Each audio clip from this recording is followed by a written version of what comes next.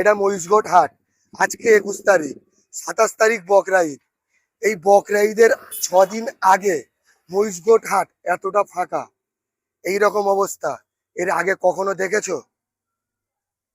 এই টাইমে মেলা হয় এখানে, গরুর মেলা। শুধু এই মহিষগড় হাট নয়, আরো কয়েকটা জায়গা তোমাদের দেখাবো। এটা রামদেবপুর। এখানে হাতে গোনা কয়েকটা খাটাল হয়েছে, কিন্তু কোনো গরু নেই। এটা রামদেবপুরের মানচিত্র।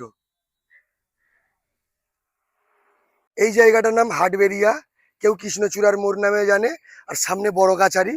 এই জায়গাটার প্রতি বছর অবস্থা কেমন থাকে আর এবছর কেমন আছে এটা দেখো। এটা বিবির হাটের গরু হাটা। এই গরু হাটারা এই সময়ে এরম অবস্থা, এরম ফাঁকা থাকে?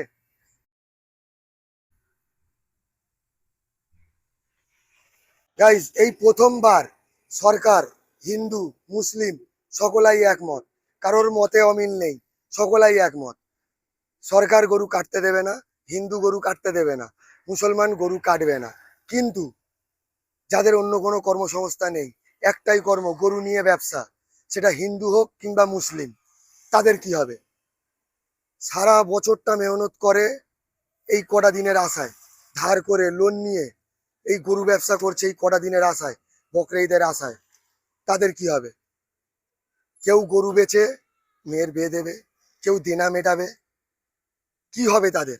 যে কোনো কর্মসংস্থা, যে কোনো যে কোনো একটা কর্মসংস্থা বেগরালে বা খারাপ হলে এর প্রভাব সকলাই পড়বে। শুধু পশ্চিমবাংলা ওয়েস্ট বেঙ্গল নয়, পুরো ভারতবর্ষই একে অপরের প্রতি নির্ভরশীল। যে কোনো কর্মসংস্থা খারাপ হলে সকলের উপরেই এর প্রভাব পড়বে, আর পড়ছে, এখন থেকেই বোঝা যাচ্ছে। এই ভিডিওটা কারোকে দুঃখ বা কষ্ট দেওয়ার জন্য করা হয়নি। অযথা ভুলভাল কমেন্ট করে নিজেদের মূর্খতার পরিচয় দেবে না। আর হ্যাঁ, আর একটা কথা, এতে করে কার লস হলো কার লাভ হলো অবশ্যই কমেন্ট করে জানাবে।